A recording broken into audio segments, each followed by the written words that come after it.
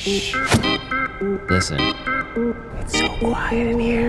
So, what are we gonna do about it? Let's get this party started! I'm gonna go from big pinball to little pinball. Welcome to Pinball Expo 2024. This is the 40th anniversary, and I can't tell you how excited I am for this show. The show merged with Video Game Summit this year, so it's gonna be bigger than ever. My biggest concern is, how are we gonna get everything done? We've got an action-packed week lined up. Zach Sharp invited several of us over to Stern headquarters, but I have a feeling it's not for a factory tour. He's got something up his sleeve. Is it the new Metallica Remastered? Well, I asked him, and all he did was send me back some devil horns. So look, I'm no rocket scientist, but I'm pretty sure that says it all, but you'll have to wait and see. So what else is on the schedule? I've also got to go to the Stern booth and check out X-Men. I really want to see what the community reaction is to such a unique playfield layout. Stern's been playing it safe a little bit over the last couple of releases, so X-Men feels fresh and exciting. Will the community embrace it or feel like it's too different from what they're used to? I've played it, and spoiler alert, I freaking love it, but more on that later. I'm super pumped this year because I'm going to be volunteering to help out with the Project Pinball silent auction. It's going to be a blast, and what a good cause. This company places pinball machines in children's hospitals and Ronald McDonald's houses. So to be helping out is a complete honor. I've also carved out some time for an exclusive tour of Jersey Jack's manufacturing facility, so I'm super excited about that, and I'm teaming up with Bob Rose for the Token Taverns panel, and that's just the stuff I can remember off the top of my head. This week is going to be absolutely insane. I can't wait to see everybody, see fans of the channel, but honestly, if it wasn't busy, I'd probably be complaining, so let's dive in, let's embrace the madness, and make it an incredible week. First up, Alice's Adventures in Wonderland by Dutch Pinball X, the offshoot brand of Dutch Pinball. The buzz around this game at Expo was incredible, with long lines the entire weekend. I didn't even get to play it till Saturday. My first impression, the game is stunning, from the powder-coated side rails with RGB lighting to the detailed 3D sculpts on the playfield. And that super impressive topper. It's visually a work of art. So if Dutch Pinball X's aim was to create an exclusive, small-run collector's piece, they definitely nailed it with this one. But the question is, how does it play? In my opinion, it played a bit clunky. There's so much packed into the game that the main playfield felt kinda narrow, and I struggled to find any real flow while I was playing. Melvin, the head of design and engineering, kindly let me play a few extra balls, but my overall progress felt a bit unsatisfying. While I wasn't totally sold on how it plays, I think more time on it, I could have had a better experience. Since only 500 units are being made, I'm not sure I'll even get a chance to play it again, but if I do see it on location or at a show in the future, I'll definitely give it another shot. Speaking of Wonderland, what's the deal with this mysterious sheet over at Wonderland Amusements? Well, to be honest, not much. It's actually an empty cabinet prototype hiding under the sheet with no playfield. This company is aiming to create a mechanical pinball machine for under $1,000. The catch is, the team behind it has never built a pinball machine before. I respect the pinball for everyone concept, and making the hobby more accessible is a great idea. That will help the hobby grow, but I'm not sure the result will be something comparable to the commercial grade machines we're all used to. Time will tell, the ball is smaller, the cabinet is smaller, and it makes me wonder, will the overall interest in this be smaller too? I guess we'll have to wait and see. This is the Multimorphic P3 platform. This thing is really cool. So imagine if you could have one pinball machine that you buy, but you could replace it with these modular units to change the game. It's really neat and interesting. They've been out for a while. Their latest release is Princess Bride. I did get a chance to play it. It's pretty fun. There's some unique mechanics in it. And you can see these modules are right here, so you can just buy them. But that's not it. I want to show you something really cool that you can do, because when you buy another kit, you get new artwork as well. So check this out. So when you buy a new kit, you get new side art, and it's just a magnet that you peel and you can put the new side artwork on. That's really cool, and I think that's actually something I have not seen before, but it kind of makes it for someone that has limited space. You can enjoy some pinball fun, only have to take up the space of one cabinet. Hey, I got this stupid can in my hand, hold on, I'll put it back on. Let me line it up so it doesn't go bad, ready? Wait, hold on. I actually didn't put it on right. Let's switch gears for a minute and go visit a company that's really changing the game when it comes to pinball toppers. I'm over at the Electric Playground booth. If you didn't see my video, these guys make some awesome toppers. I did one on the Godzilla 70th Black and White edition.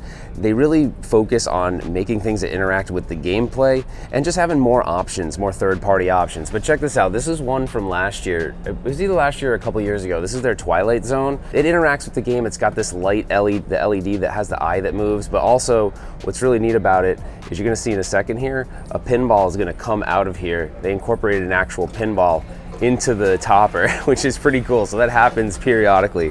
This is the new one they're showing off though. This is their Attack from Mars. I'm hoping that Rob over at Electric Playground gives me one of these for a review. So Rob, if you're watching, I think I want to check this one out too. But if you're looking for a cool topper, check out Electric Playground. Really great guys, really innovative technology, and they look beautiful on your game. If you've been to a Pinball Expo, they always have a homebrew section. These are people that make their own creations. Sonic the Hedgehog, a barrel-themed game that you basically hug to play, and a Borderlands machine with these crazy hydraulics. There was also this gigantic pinball machine called the Mothership. It's not yet playable, but they're aiming to have it flipping in time for Expo next year.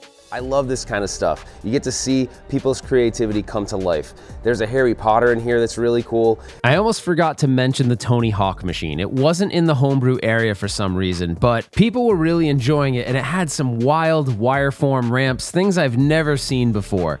Unfortunately, I didn't get a chance to play it, but from what I could see, everyone was having a blast with it. Come see and support people's creations. It's really awesome, but let's see what else is out there.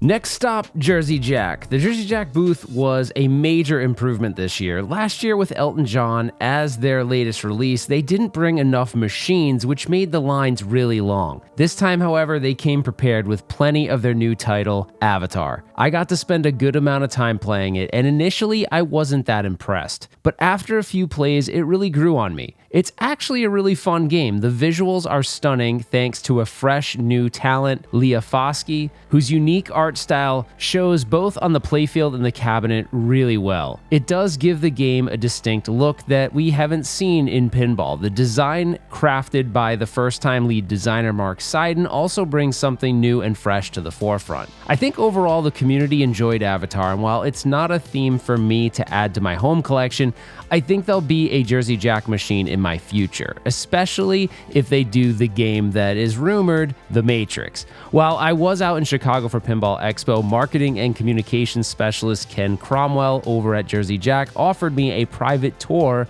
of the Jersey Jack manufacturing facility. I was really excited about this. I'm not going to show much of it here. I'm going to save that for its own video, but I will say this. I have a new appreciation for Jersey Jack. Great people, they build a solid product, but again, more on that later. Speaking of Jersey Jack games, let's head back to the show floor at Expo and check out the entire catalog of Jersey Jack games because I finally got to play a Pirates of the Caribbean. Obviously, Jersey Jack has a big presence at the show because of Avatar, but you know, I haven't had a lot of time to really explore the Jersey Jack catalog, and what's really cool is at Pinball Expo, they have the whole entire catalog of games over here, so you can experience Avatar, Elton John, Godfather, Toy Story, Guns N' Roses. They got Willy Wonka here, Pirates of the Caribbean. You hardly see this one. I got a chance to play this a little bit, and it's a really fun game. I wish they would rerun this. Maybe in the future they will. That's not something that Jersey Jack has really done, is kind of reissue the back catalog, so maybe we'll see them do that. But I guess why I bring this up is they've got a pretty good catalog of games here. And it's just something that I wanted to experience, and here at the show, it's nice that they brought them all here for you to check out. For as large as Pinball Expo is this year, sometimes you find a few hidden gems along the way. I'm here at the Operation Pinball booth. Now this has been my hidden gem of the show. It's a pinball distributor, and they have this cool little booth set up with this badass screen, but they have an Uncanny X-Men LE. Stern doesn't even have one in their booth, so that's really cool. And then they have an Avatar. So definitely check this company out. I'll have a link in the description if you're looking for a pinball machine. They actually sell a couple different major vendors. I gotta say, I'm very impressed with the booth. Now, I don't know how long it's gonna stay a hidden gem, so I'm gonna get in here because the show just opened and I can get some games in before this place gets flooded. Check this out. All right, we're here at American Pinball. Now, their latest game is a game about barbecuing. It's Barry O's Barbecue. And you know, my wife, she's a vegan, so I don't think she'd like this. So we're gonna take the pig with us along the. No, we're not. We're not gonna take the pig. Throw it away. The other game they came out with not that long ago was Galactic Tank Force. This was at the last show, but there's really nothing new here from American Pinball. But there's some interesting news. They've become a distributor for the Polycade. I thought that was kind of interesting. So now American Pinball technically does pinball and arcade games. These are pretty cool. This company has been around for a little while. They're these wall mountable arcade units. Kind of interesting that you know, they'd go down this path, but nothing new from American. So we'll see if they have something coming up for maybe Texas Pinball Festival. All right, next stop, the company with the largest presence on the show floor, Stern Pinball. This year, Stern brought back the signature red carpet, and man, did my feet thank me for that. Trust me, it makes a big difference. Anyway, everyone in the Stern booth was hyped for X-Men. Stern even provided new code specifically for the show floor machines that added even more awesomeness to their new cornerstone game. I hung out in the booth for a long time, not only to hang out and play the game, but to capture feedback, and the majority of the people I spoke with absolutely loved the game. Think about it.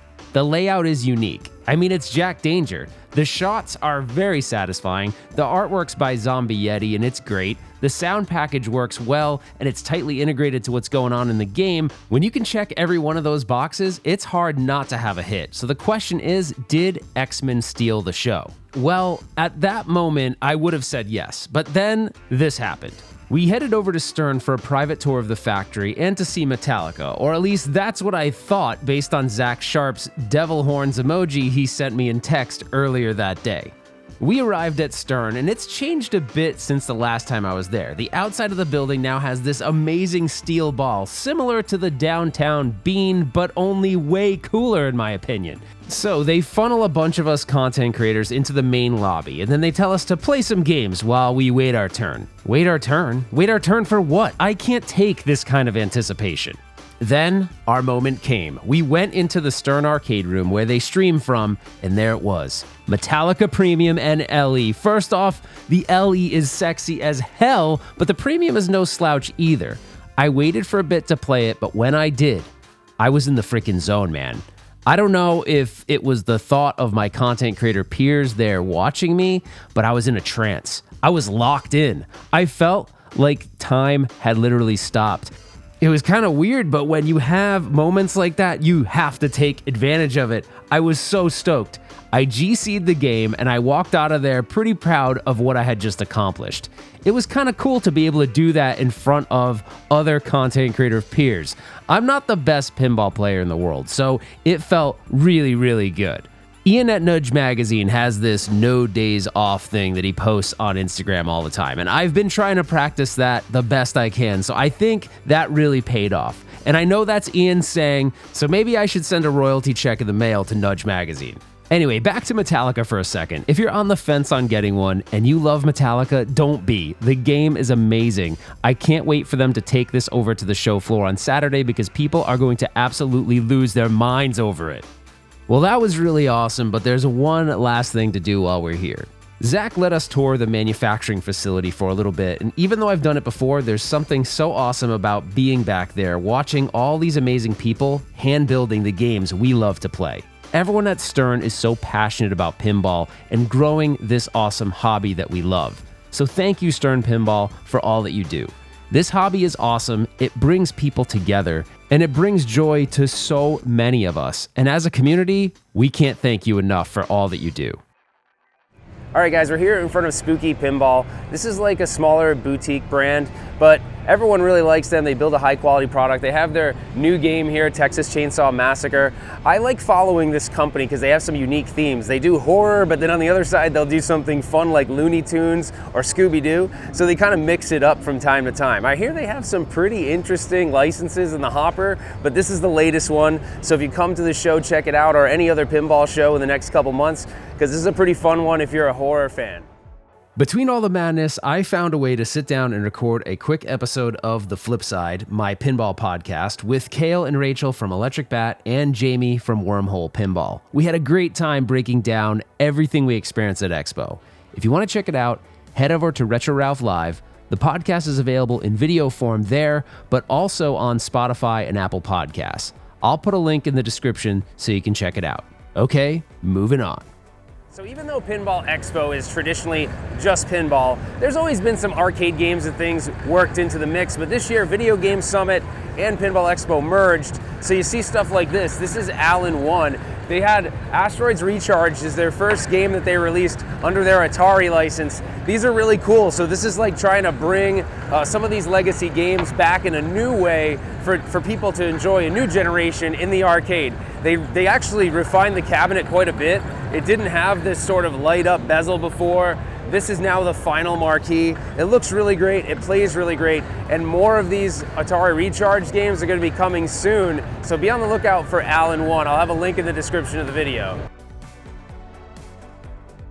Guys, Todd Tucky was unable to be here this year. I want you to show some love for Todd Tucky. Give me some love for Todd Tucky. Come on! We love you, Todd. We miss you. We wish you were here. All right. Oh, and you got a heart too. You got a heart too. We love you, Todd. We're here in front of Turner Pinball, checking out their game Ninja Eclipse. This is the second year in a row I've checked out this game. Now, the game has changed a little bit because they originally showcased it in a smaller cabinet with a lot of new innovations. The community kind of like rebelled against that a bit, so they did put it in a standard cabinet. It had no coin door in the first iteration. Now it looks kind of like everything else, but the game itself is really unique. It's a unique IP. It's their own IP, not a major IP, which is pretty cool. And it's just a passionate group of people. They've almost sold out of all 100, so I like to see that. Smaller company, up and coming, doing real well, and the community's definitely embraced them, and the game is really fun too. So the question still remains, did Metallica steal the show? Well, when they brought it over on Saturday, they brought over both an LE and a premium, and the lines were super long to play Metallica. But keep in mind, the lines were still steady the whole entire time with the Uncanny X-Men. You gotta think, it's actually more like, did Stern steal the show? Think about it. They brought a new cornerstone game, the Uncanny X-Men, and then boom, on Saturday they bring out Metallica Remastered, which was already a game that was beloved by all. So I'd say Stern overall won the show. This was a really fun Pinball Expo. I can't wait to come back next year. If you attended the show, I'd love to know your thoughts and opinions, but there was a lot of stuff to celebrate. Jersey Jack's Avatar seemed like it was a hit. It seemed like people really enjoyed Alice's Adventures in Wonderland, although I kind of felt like it played a little clunky. I'd like more time on it, but like I said, with only 500 made, I don't know. Like, am I gonna see this game ever again? I hope so, because if I do, I will give it another shot, like I said earlier in the video. All right, guys, well, that was my Pinball Expo 2024 experience. I gotta thank all the people that came up to me to say hello, to thank me for the content. That was so nice. I got to meet so many cool fans and fans of the new Flipside Podcast. I'm only 15 episodes in and it's really picking up steam. It was amazing how many people knew about the podcast, so thank you so much for your support on that one. And that's it for now, guys. We will see you on the next one.